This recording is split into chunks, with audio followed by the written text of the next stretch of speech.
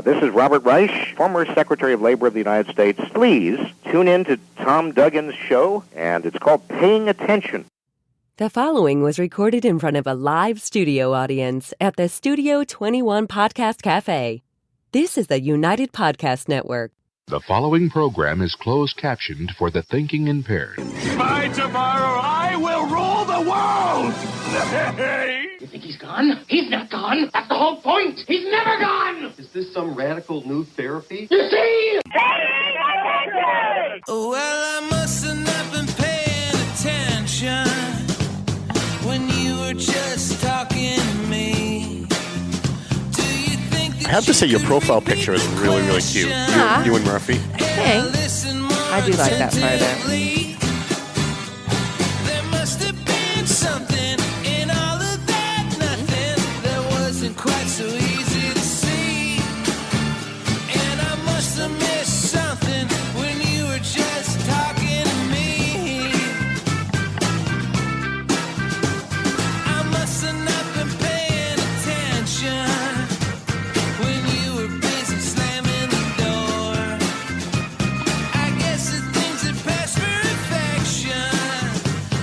Same as they were before. There must have been something in all of that nothing. All right. This was literally the craziest week I've had in a long time. Yeah. And for me, that's pretty big. Unfortunately, I can't talk about any of it. Oh. I know. It's driving me out of my mind.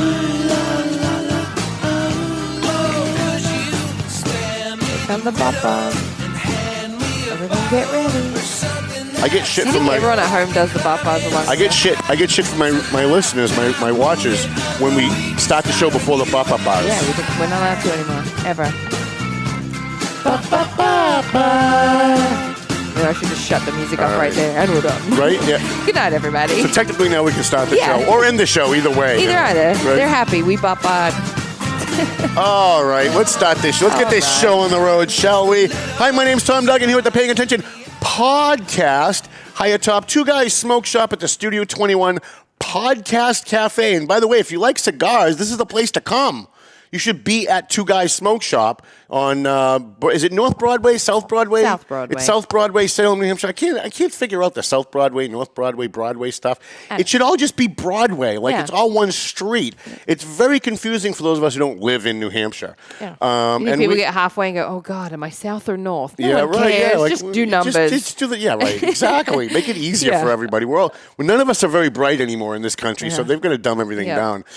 We've got a very interesting show for you today. I've got 3 things I want to talk about. And if something comes to me, we might talk about something else. But I definitely want to talk about the mask mandate in Methuen, which is absolutely ridiculous. I want to talk about Gabby Petito, the missing white blonde girl that the media is obsessed with. And first, before we start, I want to talk about what happened on Tuesday with the Lawrence elections. Fascinating stuff. Oh, yeah? Fascinating stuff. Now, I came in here for the last 2 or 3 weeks, I came in and I was trying to prognosticate how this election was going to turn out. There were 5 candidates, really 4. I didn't know that Dominguez was in the race. There was a 4th person in the race, a fifth person in the race. Oh. I didn't know that, but that's because she didn't campaign. I didn't see any signs. There was no way for me to know unless I actually went and got a sample ballot, which I usually do. Yep. But I stopped doing that a few years ago because Rich Russell usually sends me the list of all the candidates. And because he's a candidate, I think he just forgot this year to send it to me. And I should have just asked anyway. It's not on him. It's on me. So you had Willie Lantigua, the chief. Well, anyways, before we get to that. So I came in at least 2 or 3 weeks ago and I did my prognostication that I thought conventional wisdom says before this election that Vilma Laura, Dominguez, Martinez, Dominguez, Laura. I think you forgot a name. Right, probably. Because she should make that longer. It's not long enough for us, just to confuse everybody. That because she had raised $120,000 in this race, that she was probably going to come in first. Now, let's remember, when Willie Lantigua ran and won in 2009, he had $8,000 in the bank. That's what he spent, 8, right? And he won. 4 years later, Dan Rivera ran against him and raised $42,000 or $45,000, which we thought was a whole shit ton of money, and he won. Barely, but he won, okay? When we learned that Vilma Laura Dominguez raised over $100,000 for this race, I'm like, well, that's an easy one, right? With all that money, she'll be doing mailings every day for the last 3 days. Right. She'll be buying full-page ads in the Valley Patriot, full-page ads in the Eagle Tribune, and full-page ads in the Spanish papers. And so as a result of that, she'll probably come in first. And Brian DePena most likely in second place with Kendris Vasquez on his heels. Then last week I came in and said that I took a poll of all my friends my friends in Lawrence. Right. And they told me I was completely off on all of that. They said, no. Kendris is going to walk away with first place. And then it's going to be Brian and Vilma fighting for second. So I came in and I shared that with you because, I want you to have all the information, not just what I think. They were right. Come the end of the day, you can bring that up. We have the results here, and I want to make sure I've got it in front of me too. So, by the way, there are 90,000+ people in the city of Lawrence. To start off, by the way, I love election math. I'm not a math guy, but I love election math because election math works differently than real math. Oh, it does. Wow. Because in some races, for like the at-large race, you've got 3 candidates get elected. You can vote for 3, but some people just vote for 1. So it screws up all the math, right, as to how many people turned out and how many people voted. So election math's a little different. So there's think about this, there's 90,000+ people in the city of Lawrence. Please don't email me and say, no, there isn't, there's only 80. The 80,000 number you're looking at is the city census. It does not include illegal aliens. And it also doesn't include all the people that didn't fill out their census who may not be illegal aliens. So from my estimate, and I think I'm pretty good at this, there's about 91, maybe 92,000 people in the city of Lawrence. Of that, look at the bottom number on your screen. 9,084 people voted in a Lawrence primary. You want to know why we are losing our democracy at the local level? That number explains it all. Less than 10% of the people who live in Lawrence bothered to vote in the primary. There are 43,000 people who are registered to vote in Lawrence, okay? So that's less than, that 9,000 number is less than 25% of the people who actually are registered to vote, who can vote, right? Because if you're an illegal alien, you're not supposed to be able to vote. We know they do. If you're underage, you're not supposed to vote. If you live in Methuen, you shouldn't be voting in Lawrence. Less than 25% of the people in Lawrence who are registered to vote, who can vote, bothered to vote. And that's pretty scary if you ask me. Here's the numbers. Kendris Vasquez, he is the acting mayor of Lawrence. He took over when Dan Rivera left the city after getting elected. And to me, not to get off on a tangent, it really... term limits, and I'm not going to go off on a whole rant on this. Term limits cause this consistently. Because once an elected official runs for re-election for their final term that they can run for, from the second they win, they're immediately looking for their next job because they can't run again. This is why I'm against term limits. So, Kevin Sullivan left early. He was the first Lawrence mayor in 1985 under the new charter, what I call the new charter, from 85 on. Mary Claire Kennedy lost, but Patty Dowling left early to take a job. Who else came after Patty Dowling? Willie lost. Then Dan Rivera left. Every mayor that has run and won for their third successive term, or fourth successive term,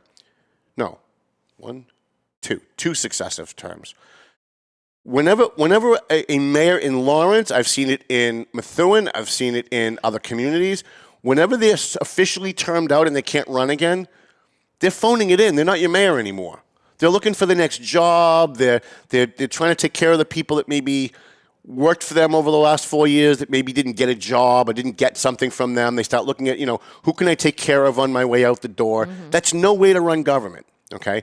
But anyways, he left after he got reelected for his last term. And to me, when you get elected, that means you're promising you're going to serve your term. And to me, that's a breach of promise. That's just me. I'm a funny guy about those things. So when he left, Kendris Vasquez, who was the District C city council, the smallest district in the city, was the council president and was elevated to acting mayor by the city council. Now, what they should have done is called for a special election. The public should have decided. However, politicians love to lie to you and say they care about money. The only time they seem to care about money is when they're canceling elections, right? Methuen does it. They cancel all their primaries unless there's somebody to eliminate. Lawrence doesn't cancel primaries. I lost my thought. So anyways, Kendris Vasquez becomes acting mayor as the city council president and promises if he's made acting mayor by the council after they canceled the primary, they canceled their election to fill Dan's term. That's what I was trying to say earlier. Like the next day or the day after that, he announced he was running for re-election, right? We call that pulling a Lenny Degnan. Lenny Degnan did that about 25 years ago. He was on the council. Patty Dowling left. He promised, if you just make me council president, if you just make me acting mayor, I promise I won't run. I'll just steer the ship till the new guy comes on. And then the next day he announced he was running. Kendris did the same thing. To me, that's disqualifying if you ask me. But that's just me. I don't vote in Lawrence. Kendris, 3,704 votes. Remember, out of 90,000. Brian DePina, very close on his heels, like 100 and, again, I don't do math that well, but it's about 140 votes, if I got that right. 143 votes or something like that. In second place with 3,247. Look at the drop-off. Vilma got 1,193 with all of her money. I could not figure out why she did as poorly as she did. So, on election day, I was out at the polls, and I was just kind of taking a poll of, like, my friends. Like, some of my friends are supporting Kendris, some of my friends are supporting Brian, some of them are supporting Willie, some of them are supporting Vilma. So I asked them, how do you think Vilma's going to do today? And almost all of them said she's going to lose. And I said, why? And the answer I got from almost all of them, they all had kind of different answers, but they all followed the same theme. It was, all of her support comes from outside the city. All of her endorsements are coming from outside the city. Now, Lawrence there's a mentality in Lawrence that you don't see in every community. They hate outsiders. I often get attacked on Facebook when I make a comment about something going on in Lawrence. You'll often see a bunch of people come on and go, well, you don't live here anymore. You left. I offended them because I walked away from their city, right? Yep. You left. So there's an attitude in Lawrence that, and I'm not saying it's good or bad, I'm just saying it's what it is, that they don't like outsiders. They don't trust outsiders. Right. So when Vilma is going out and getting an endorsement from like Diana DeZoglio or Elizabeth Warren, in North Andover, that would be a big plus.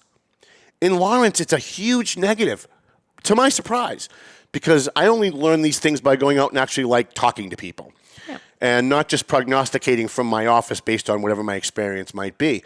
So she comes in with 1,193 votes, but I have to say this. She ran a damn classy campaign. She was willing to come on this show, even though she knew I was good friends with Brian. She asked me afterwards, are you going to support anybody? And I said, yeah, it's going to be between you and Brian because you came, right? I was all 100% with Brian, but then when she came, I thought, well, you know what? She buys a couple of ads. Maybe I'll just stay out of it, and I won't endorse anybody. And because I want everyone to come on the show, I want everyone to buy ads. I want everybody to submit their press releases, right? Because I have two jobs. This is something that most elected officials and candidates don't understand. I have two jobs. One job is to be a reporter and just report on what happens. I can still do that regardless of what my other job is, which is giving my opinion. Mm-hmm. So I can have an opinion that I don't like, let's just say Kendris Vasquez, right? But if he does something good, I'm going to be the first guy to come in here and tell you, hey, guess what Kendris Vasquez did this week? I like what he did, and I'm going to give him credit. Just like last week, I came in, Kendris Vasquez was being blamed for what happened at the stadium during the Johanny Pichado funeral. Yep. He was being blamed, and I did some digging, and it turned out he had nothing to do with it. So even though I was with Brian, and I don't like Kendris, I still defended him. Mm-hmm. Because you can have an opinion that you don't like someone and still write an objective story about what they do. And that's what most politicians don't understand. So my original plan was to just kind of stay out of it. And then maybe at the very end, if Brian just needed to get dragged over the finish line, like Ali Safi 2 years ago, then maybe at the end, I'll post something online or I'll do something. But Brian was the only one that came in full with both feet with the Valley Patriot. Came on the show, bought ads, sent me press releases every week, called me on the phone and let me know when he had fundraisers or we're going to do a standout if you want to come take pictures. And so the candidates that engage with me get more engagement with the platforms that I use to get information out to the public. So, but I do want to say that Vilma who I've known for a long time, not well, but I have known her for a long time. She ran a classy campaign. Yeah. Unlike Kendris Vasquez and his people, she was not out there attacking her opponents. She wasn't out there playing Willie Lantigua games behind the scenes. Speaking of Willie, look at that number. Do we still have those up on the screen? Yeah, I'll bring them up again. Look at this. So we get Kendris with 3704, Brian with 3247, Vilma with the big drop off at 1193. That really should have been higher. She deserved more votes than that. And then there's Willie Lantigua, the chief. You don't have to say it that way too. It's the chief. That's the way he says it. Willie Lantigua, the chief, 781 votes. Wow. Willie Lantigua was mayor for 4 years, was a state representative for at least 6 years that I can remember, maybe 8. And the best he could do out of 5 candidates is come in fourth with 781 votes. Yeah. Then we have Doris Rodriguez, whom I wish I knew was in the race. Yeah. It is partially my fault, I will say. She sent me a text message in August saying, do you have time to talk? But didn't say why. And I wasn't sure what it was about. And I looked at it, and I meant to get back to her, and I never did. And then on election day, she sent me a text saying, make sure you please vote, with a little sign that said Doris Rodriguez for mayor. And I was like, what town for mayor are you running from? She said, Lawrence. I'm like, oh, gee, I wish I'd known that. She goes, well, you never got back to me. And she's right. She's right. I didn't get back to her. But I also didn't see any signs. When I talked to people about who the candidates were, nobody ever said, well, what about Doris Martinez, right? Doris Rodriguez. Then for write-ins, you had 35 write-in votes. That's pretty good, because usually that's a lot higher. Okay. And blanks, you had 25. She had 9,084 votes. I'm still really surprised that Willie Lantigua only got 781 votes, because A, he cheats. Or at least he usually cheats. Maybe he didn't in this one. Maybe he thought he could win legitimately this year, and that's why his numbers are so low, because he didn't cheat. Going forward, it's going to be Kendris Vasquez and Brian DePina. Most people who don't understand election math look at that and say, Kendris is the front runner going into the final. I'm here to tell you that's not the case.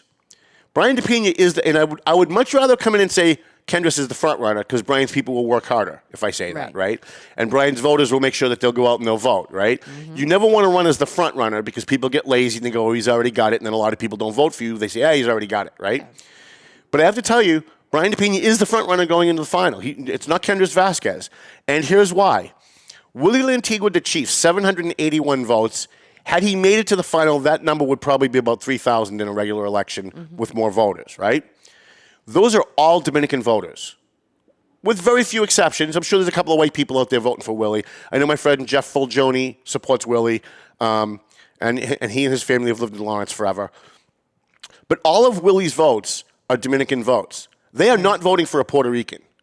It's just the way that it is. You can call me racist for calling it out, but that's what it is. Dominicans, they don't vote for women, and they don't vote for Puerto Ricans. They would rather, and I'll tell you this because I have a lot of Dominican friends, and they've been very vocal about it. They would rather vote for a white guy than vote for a Puerto Rican. They'd rather vote for a white woman than vote for a Puerto Rican. It's just the way that it is. I'm sorry. And we've got the math to prove it, going back like 10 elections in Lawrence. You get the Puerto Rican neighborhoods, the Dominican neighborhoods, and where the votes go. Right. By the way, if it's 2 Dominicans and a white guy, the white guy is always going to come in last, always, right? So those 7, whoever was going to vote for Willie Lantigua, they're going to vote for Brian DePina because he's Dominican. They're not voting for Kendris. Yeah. Vilma Martinez, Laura Dominguez Martinez,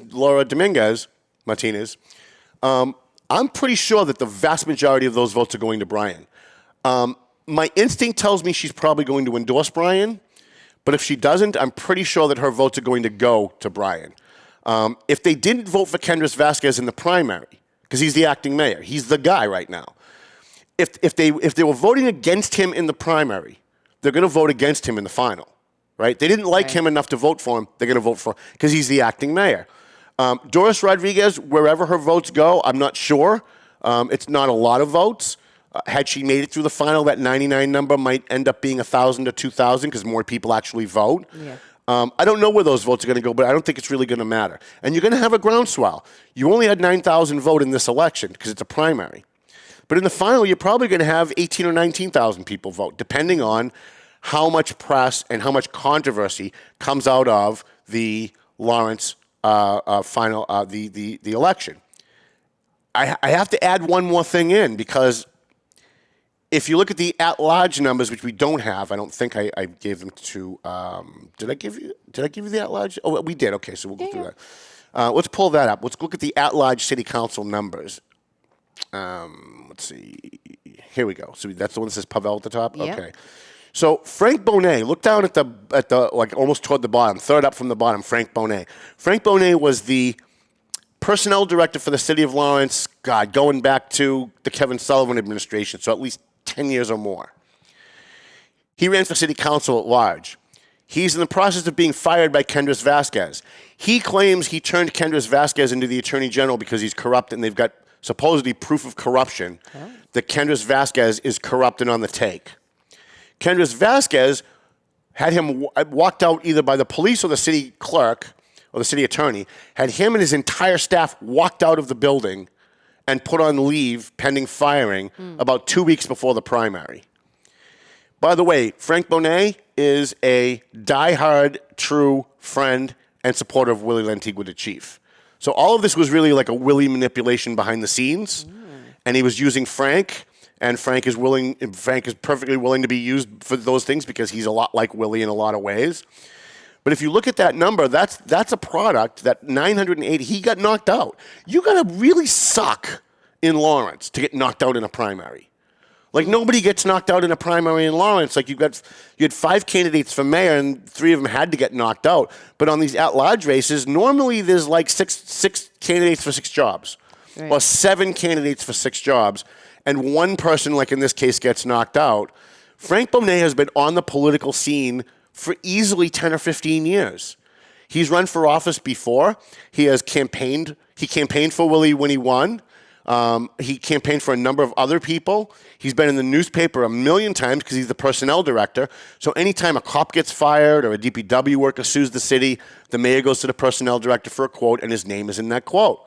With all of that publicity and all of that political gravitas and all of that political experience, he came in last. And that's because he went after Kendris Vasquez, and Kendris Vasquez came in first. And none of the Brian DePina people wanted anything to do with Frank Bonet because they all know that he's with Willie. How do they know that? Because 4 years ago, they were with Willie. Right. Let's remember, Vilma Laura Dominguez Martinez was with Willie Lantigua the year that he ran and won for mayor. Frank Bonet was with Willie Lantigua the year he ran for mayor. And by the way, so was Brian DePina was with Willie the year that he ran and won for mayor. So the people who worked for Brian DePina's campaign had Willie Lantigua's number walking in the door because they campaigned for Willie. They know how he works. They know how he operates. So they weren't going to vote for Frank Bonet because they know he's a Willie stooge. Here's your numbers in the at-large race. 3 will get elected in November. 6 got nominated. I was a little surprised by at least one of these names. Pavel Payano topping the ticket. 4,157 votes. That did not surprise me.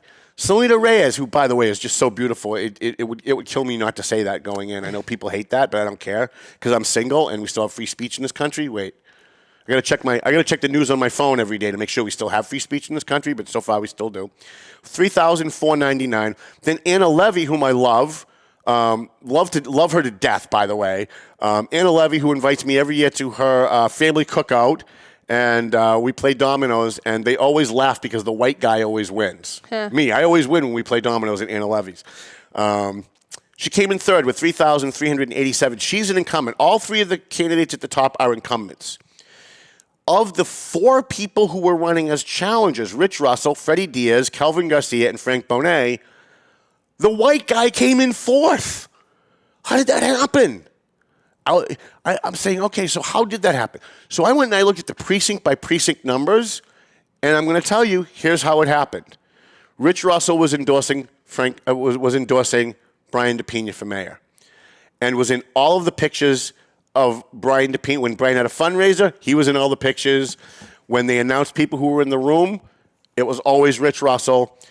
He's campaigned very hard for Brian DePina when he ran for city council, and he campaigned hard for him this year.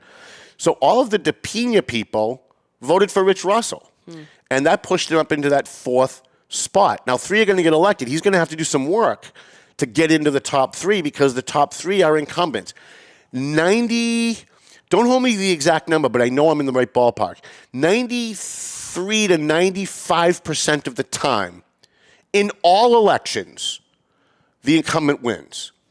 That's at Congress level, that's at school committee level, that's your library board of trustees. Because most of the time in elections, people vote on name recognition. If they don't know the candidates, if they don't have any particular animosity toward a particular candidate, then they look and they do name recognition. Oh, I know that name. I know that guy. I've seen him in the paper, whatever, and that's who they vote for. So Rich Russell comes in with 1,848. Freddie Diaz, who has run 1, 2, 3, 4, at least 4 times that I can remember. He's run in the District E City Council race a number of times. Came in 5th with 1,385. Kelvin Garcia with 1,351. And then, of course, we talked about Frank Bonet. Look at the blanks.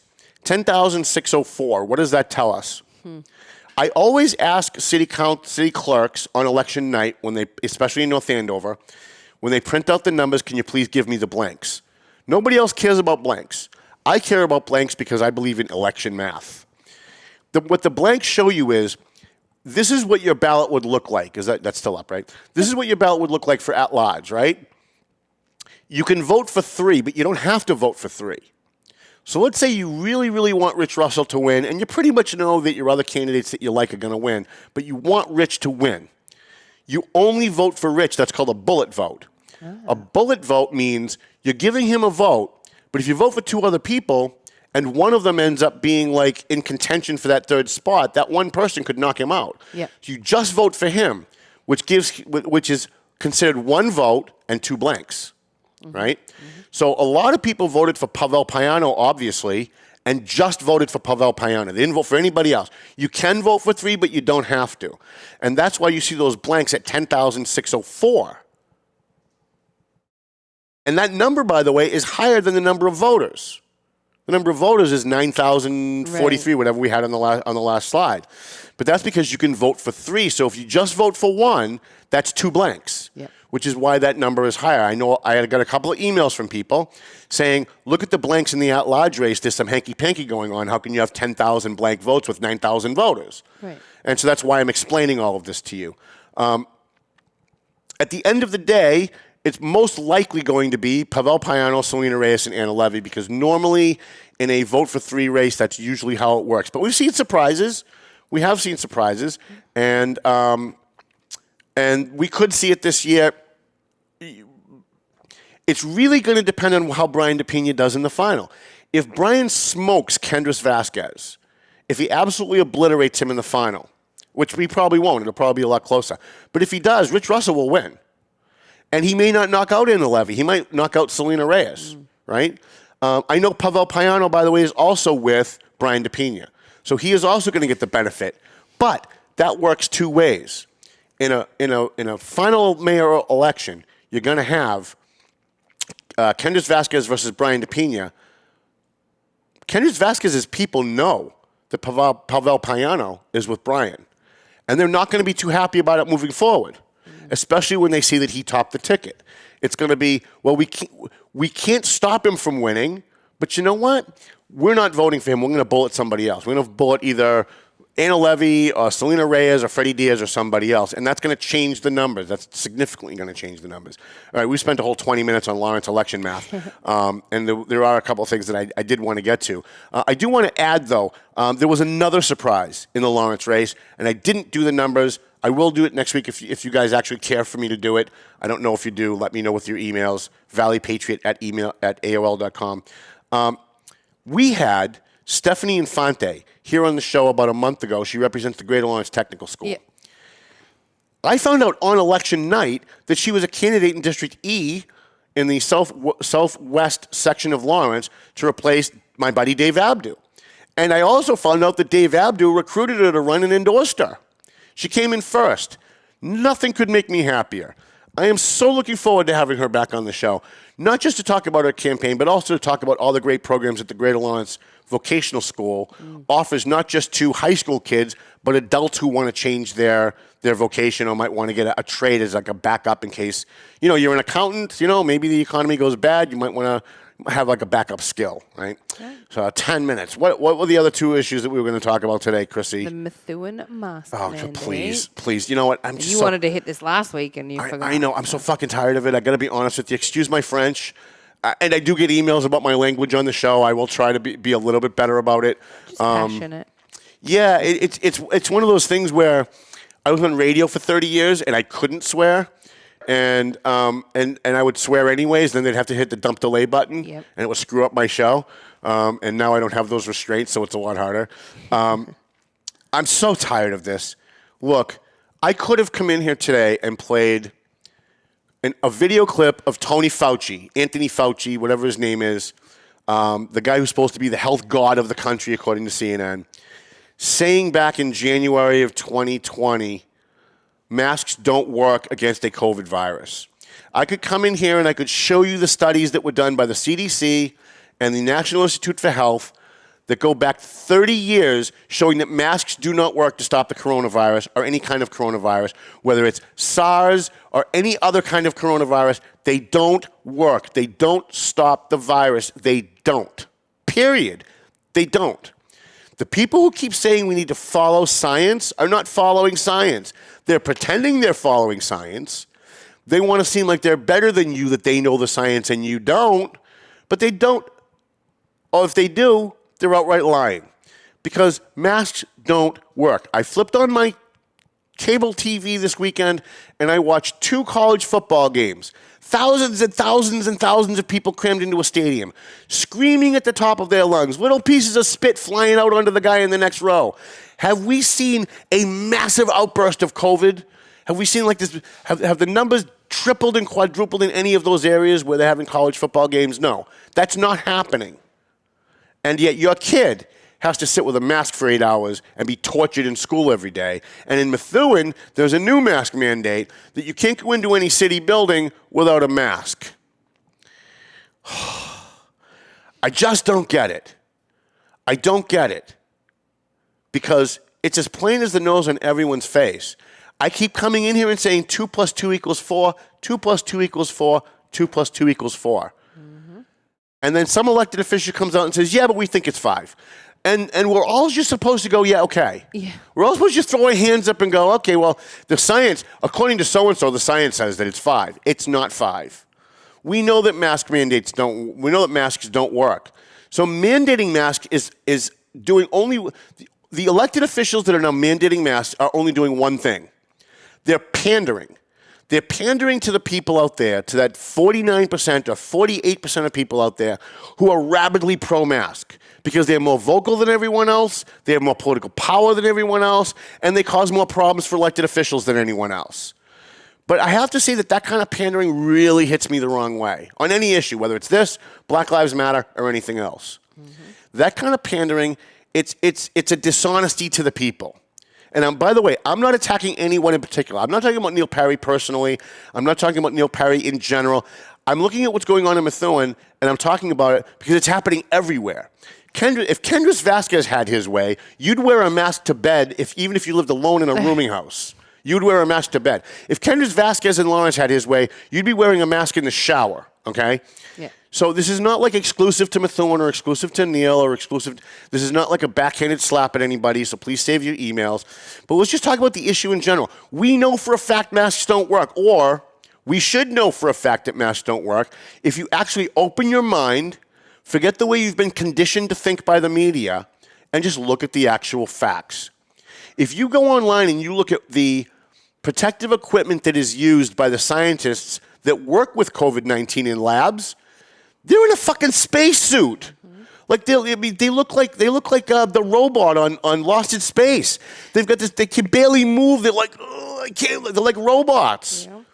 Yeah. So why is it that if you can go online and you can look and see what the scientists who work with the virus have to wear to protect themselves from the virus, and then you listen to a guy like Kendris Vasquez or any other elected official at any level say you have to wear a mask to prevent the spread of COVID, and that doesn't break your brain, if that doesn't make your brain cells go, hey, wait a minute, newsflash, and I hate to say this because you're all very good people, I'm sure, but you've been conditioned from the media, you've been conditioned by the media to think a certain way, so that even when you see proof that what you think isn't true, you're still going to believe it. Yeah. Right? People can chide the Trump supporters all they want for saying, how can they possibly believe that Trump won the election and that it was a voter fraud when all the evidence shows differently? Hey, you guys are doing the same thing. Because it's the same dynamic. Whatever political position that you hold in this world, you are conditioned by the media that you consume to only see things a certain way and to only accept certain information that comports with your beliefs. And you can apply that to the Trump supporters who are convinced that the election was stolen, and you'll never convince them differently, even if Jesus descends into their living room and says, put your fingers into the holes in my hand, and I'm telling you now, Joe Biden won. They're still not going to believe it. But by the way, on the other end, all of this information is out there about the masks, and there's still 48% of the country still believes it because they want to believe it, because they've been conditioned to believe it. You know, there's a thing at the top of my Facebook page. It's been there since 2009 when I had my first Facebook page when I opened it. It says, make people think it's the only thing you can do for them. I put that at the top of my page, and it's been there the entire time because I want to be reminded every day that that's my job. My job is not to come in here and give you my opinion and convince you that I'm right. My job is to come in here and give you my opinion and get you to think differently about the way you think. And if I can present evidence that makes you question the way you think, question your beliefs, and at the end of the day, you're even stronger in what you originally thought, I'm okay with that. Mm-hmm. If I come in here and I can get you to just question it, I consider that a win. Because we're now living in an age where everyone has their own set of facts. And no one wants to look at facts that don't comport with what they actually believe. So when a mayor in Methuen or a mayor in Lawrence or a mayor in Haverhill, we won't even get into him, when they come out with their ridiculous mask mandates, when they come out with their ridiculous health stuff, what they're really doing is they're just pandering.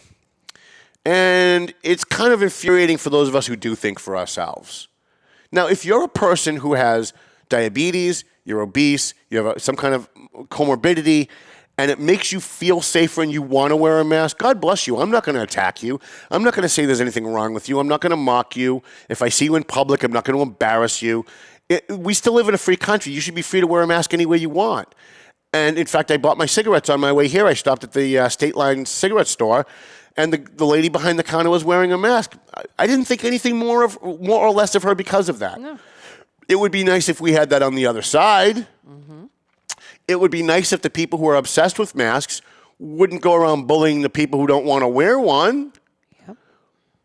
But that's my opinion, and my job is to give you my opinion and to present things to you in a way that maybe make you think a little differently.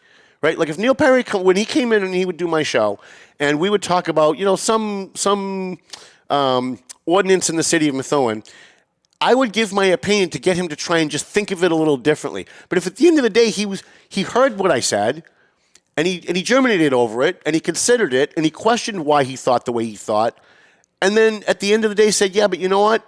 I actually now believe more in where I was. Then I'm like, you know what? Mission accomplished. My job's done. Mm-hmm. Because nobody is going to change their opinion because Tom Duggan said so. All right?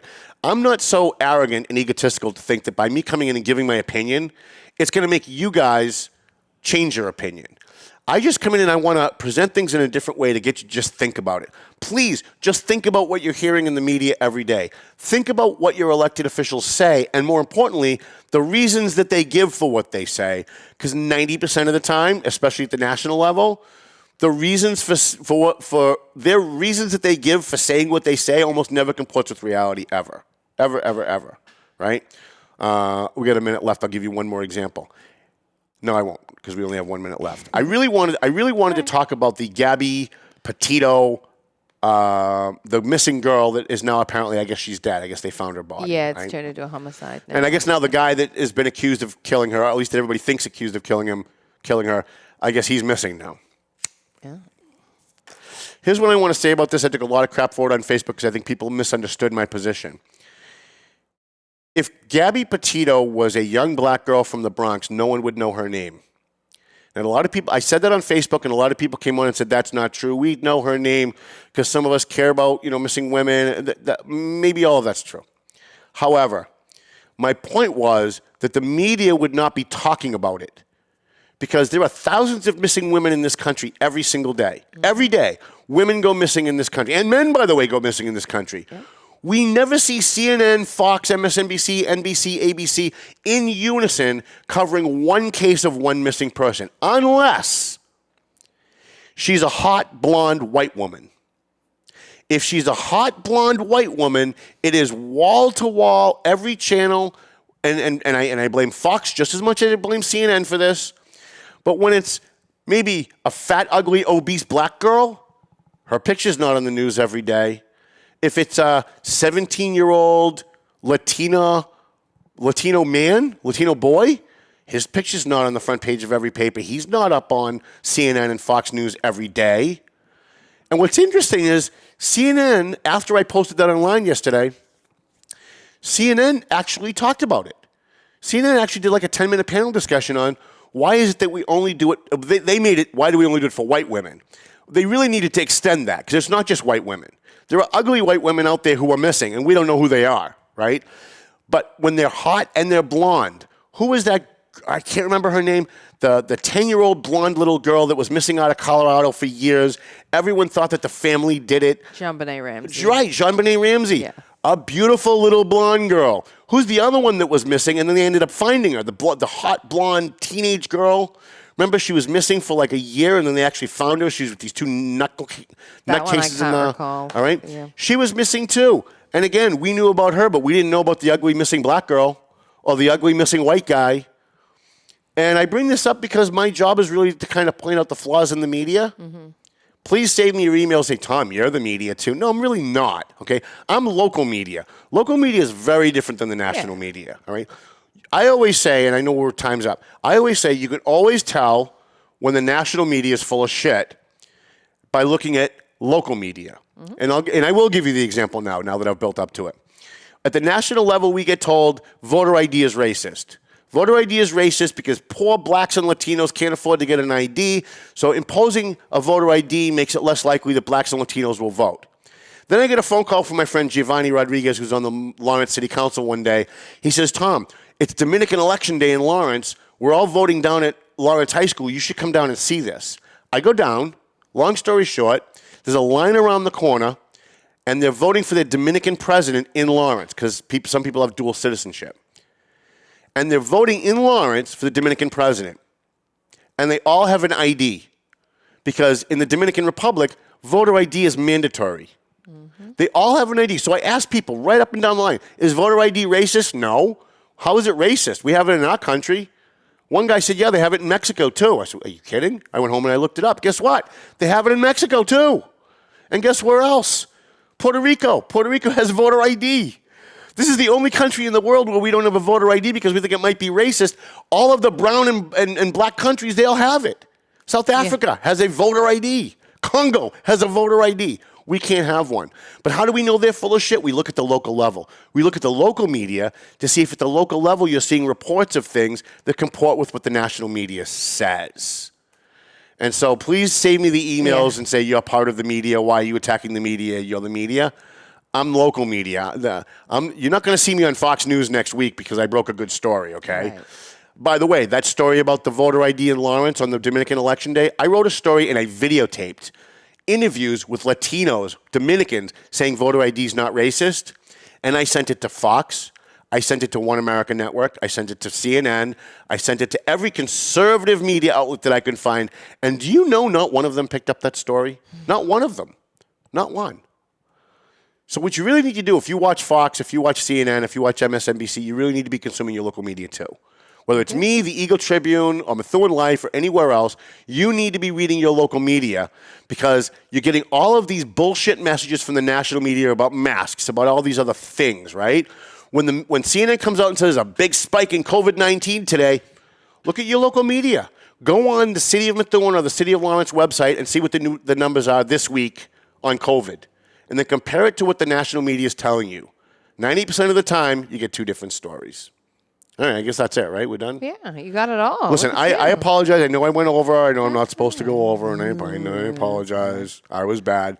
But we do want to thank our sponsors. See, that's good now. I like that. Right on the ball. Yeah.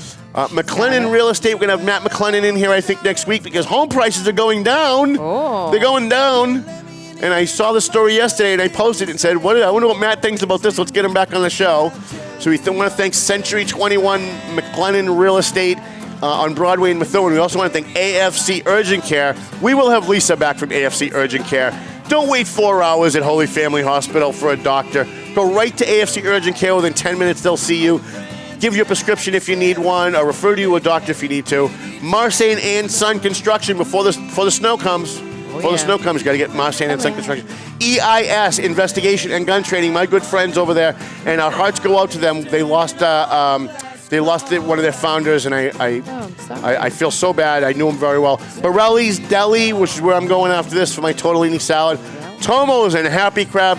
Clear Path for Veterans New England. Pleasant Valley Landscaping. I want to say hi to my friend Dave Consoli. Hi, David. And his wife was a great cook. And the Greater Lawrence Technical School, I think. Yeah. And free plug for Teddy Fairburn, workers' comp attorney. Melvin Taylor said you got to go home, so go home already. The views and opinions expressed by the hosts, guests, or callers of this program do not necessarily reflect the opinions of the Studio 21 Podcast Cafe, the United Podcast Network, its partners, or affiliates.